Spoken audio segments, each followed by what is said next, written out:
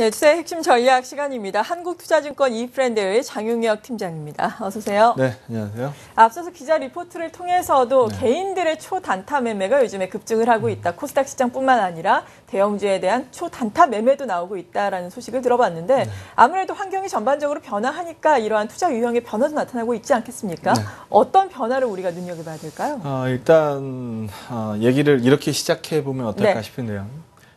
불변의 법칙. 뭐 이런 거 많이 들어보셨죠? 어떤 불변의 법칙이 있을까요? 뭐 예를 들어서 뭐 시장에서 불변의 법칙 같은 거 시장을 제외하고 나머지 뭐 불변의 법칙들 뭐 물은 높은 곳에서 낮은 곳으로 흐른다. 그렇죠, 예. 뭐 이런 당연한 것들 있지 네. 않습니까?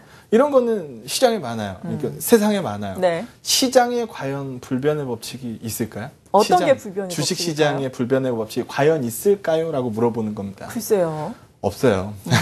네. 밸류에이션 따라간다? 이것도 가끔 가다가는 굉장히 큰 맞아요. 폭으로 네. 어긋나잖아요.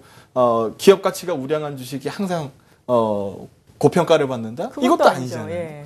나쁜 주식은 항상 안 좋다? 그것도 이것도 아니잖아요. 아니죠. 예. 시장의 불변의 법칙은 없어요. 그래서 우리 투자자 여러분들이 어떤 게임의 룰에 적응을 하게 되면 그 룰은 변하기 마련입니다.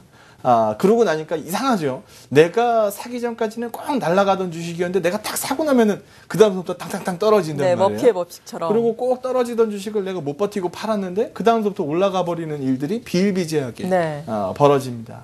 이게 시장에서 불변의 법칙은 절대 없다. 얼마 전까지 시장에서 뭐 뛰는 말에 올라타라, 뭐 중소형주 전성시대, 뭐 이런 얘기 나왔는데 지난주 분위기 한번 보시죠. 지난주엔 그런 분위기 전혀 아니었잖아요. 네. 그래서 요렇게 또 한번 생각해 보세요. 고깃배가 있어요. 고깃배는 내가 잘못 왔다. 배를 좀 돌리자. 라고 하면 키만 돌리면 바로 돌아갈 그렇죠. 수 있어요. 항공모함이 길을 잘못 왔다. 그럼 항공모함이 돌아가려면은 긴 범주가 필요하겠죠. 맞아요. 한 번에 못 돕니다. 예. 그래서 거래소 시장 쪽, 뭐 코스닥 시장 쪽 쳐다보면서 야 이거 한 번에 죽지 않아. 라는 얘기도 하지만 거래소 쪽이 큰 그 항공모함이 방향을 틀기 시작했다. 이것도 분명히 체크해야 될 이슈입니다. 오늘은 그런 부분들에 대해서 자료를 몇 개 가져왔어요. 같이 한번 보시죠. 시장에서 눈에 띄는 변화가 나오기 시작했다. 뭐가 움직이기 시작했는지 같이 한번 생각해 보도록 하겠습니다.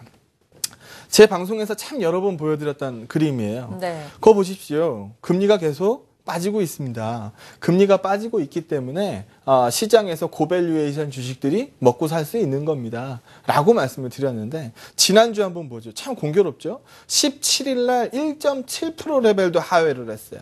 그런데 지난 금요일 날 국고채 3년물 종가 수익률이요. 1.771%입니다.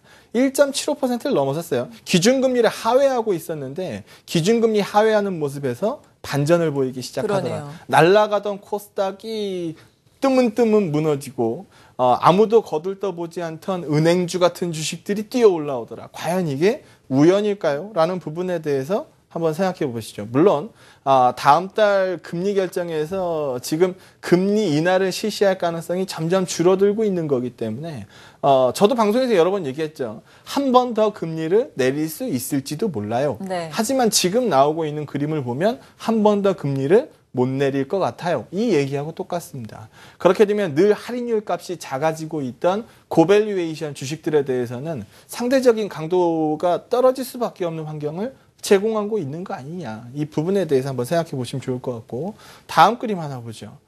눈에 띄는 변화 다음 그림 보시게 되면 달러 인덱스가 100피에서 꿀럭꿀럭거리지 뛰어넘질 못해요.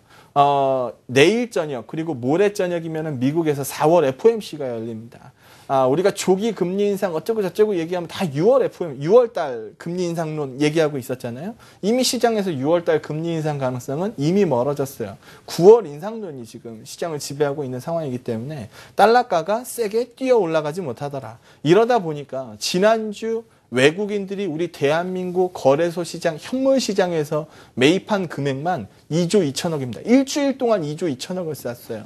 이렇게 쏠 수 있는 환경, 달러가 강해지고 있지 않더라. 우리가 늘 강해지는 달러만 봤는데 달러가가 쉽게 자극받지 않더라. 이래서 대한민국 쪽으로 외국인들이 돈을 싸들고 들어오더라. 이렇게 보는 거죠. 다음 거 한번 보죠. 우리 시장에서 아킬레스건이죠. 너 얼마 벌 거야? 100조요. 얼마 벌었어? 80조. 이게 매년 반복이었어요. 그런데 올해 같은 경우에는 순익 100조 원 시대를 열 것 같아요. 네. 그러면 이제까지 반목을 늘 어닝 부분에서 잡았는데 여기도 더 이상 우리한테 부담 요인이 아니라는 거죠. 그리고 낮아진 눈높이 가이던스. 눈높이가 낮아졌기 때문에 가이던스를 상회하는 비중이 높아요.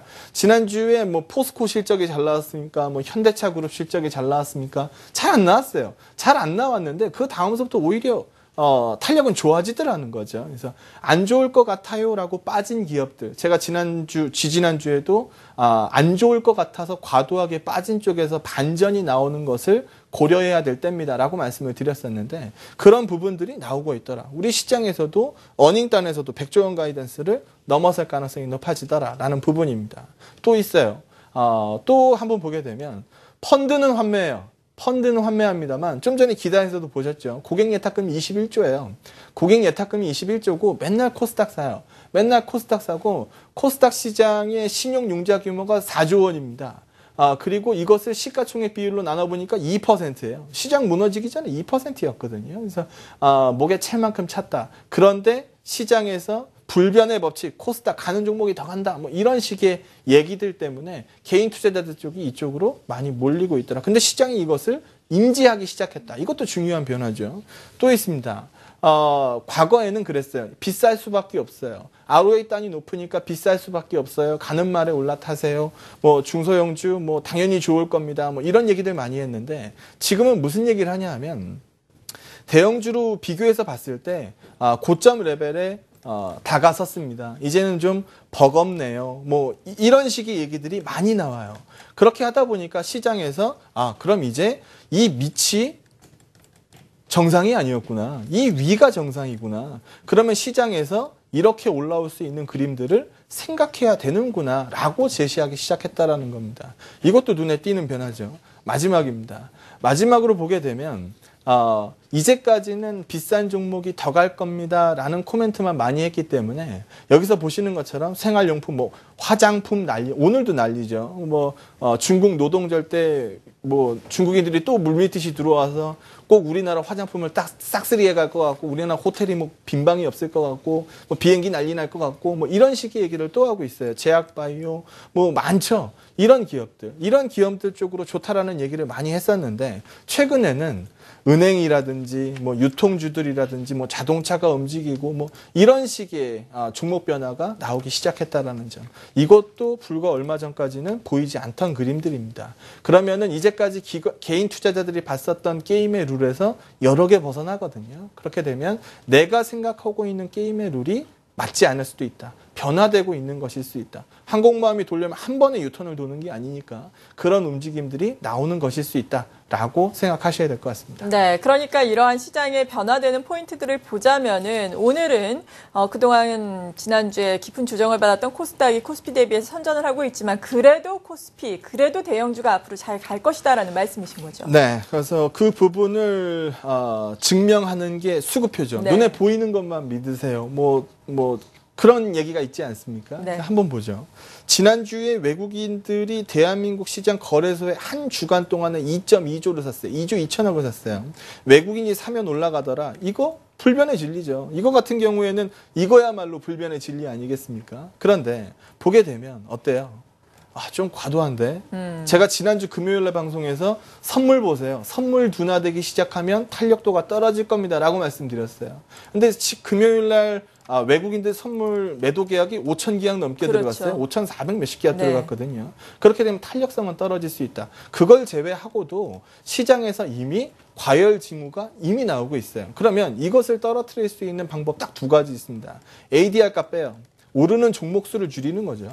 오르는 종목수를 줄이고 시장이 부러질 수는 없으니까 외국인들이 계속해서 들어오고 있으니까 상승각이 무뎌지게 만드는 겁니다. 이 두 가지를 충족할 수 있는 최고의 케이스는 시가총액 상단부 종목들이 견조하게 버텨내는 거예요. 그래서 여기서 그림에서 보시는 것처럼 큰 방향, 외국인들이 방향성 논리를 쥐고 있으니까 밀고 들어오더라. 밀고 들어오는데 투신권의 매도가 많고 특히 지난주 연기금이 매수가 멈추더라. 연기금이 구원투수 역할을 제대로 해줬어요. 외국인 다음에 연기금이었는데 연기금이 멈추더라. 그리고 선물 보면은 대충 단기 탄력성은 답이 네. 나오는데 단기 탄력성 쪽에서 이런 움직임이 나오더라. 그러면 상승 탄력은 떨어질 수 있다. 하지만 방향성 논리가 어긋난 것이 아니기 때문에 밑에서 머리를 드는 대형주들을 쫓아가서 버릴 시점은 아니다. 라는 코멘트 드립니다. 네, 그러니까 종목별 슬림화가 이루어질 것이기 네. 때문에 대형주로 선별적인 접근이 필요하다라는 말씀이신데 그렇다면 조정을 받고 오늘은 또 선전하고 있는 코스닥 시장 같은 경우에는 앞으로 어떻게 전망을 해봐야 될까요? 차트 한번 보시죠. 네. 뭐 누구든지 찍을 수 있어요. 뭐 어차피 확률 50% 아닙니까? 네. 양봉 아니면 음봉. 뭐 오른다 아니면 빠진다. 그러면은 3음봉을 세게 두드려 맞았어요. 뭐 내추럴 엔도텍 나비효과든 뭐든지 간에 3음봉을 세게 두드려 맞았어요. 이렇게 날아가던 코스닥이 3음봉을 세게 두드려 맞았고 이평선짜리가 딱 놓여져 있으면 누가 봐도 한 번은 살리겠다라는 느낌 다들 드실 겁니다. 오늘이 그날이에요. 그러면은 한번 생각해 보시죠. 과거의 이 추세를 이 강한 이탈을 보고도 거래대금이 7조 중반대까지 나오는 네. 코스닥 거래대금이었는데 이 이슈를 보고도 과거와 똑같을 수 있을까라는 부분에 대해서는 한번 고려가 필요합니다. 저 개인적으로 봤을 때는 코스닥 본격적인 어닝 발표, 거래소 기업들은 최근에 많이 굵직한 기업들은 최근에 실적 발표 다 하잖아요. 그렇죠. 코스닥은 5월대에 해요. 5월대에 하기 때문에 지금 뭐 달력 보시면 아시겠습니다만 5월이 다가왔어요. 그러면은 이 높은 주가를 설명할 수 있는 실적을 내냐 못 내냐를 곧 시장에서 평가를 받아야 되는데 거기에서도 유리하지 않을 것 같다. 단기적으로 급등했던 증시가 단기적으로 세게 두드려 맞았으면 단기적인 바운딩은 나올 수 있습니다. 하지만 과거의 상승 탄력을 그대로 이끌고 간다라고 보기에는 부족한 점들이 굉장히 많기 때문에 항공모함이 돌기 시작했다라는 코멘트를 꼭 기억하시기 바랍니다. 조그만 주식들이 등락이 커졌다는 얘기, 이 얘기는 큰 주식들이 돌아 나올 수 있는 계기를 만들어주기 시작했다라고 보시면 될 것 같아요. 변화하는 요인들이 굉장히 많이 있기 때문에 이 부분에 맞춰서 포트폴리오 결정하시면 될 것 같습니다. 네, 한국투자증권 이프랜드의 장용혁 팀장이었습니다. 감사합니다. 네, 고맙습니다.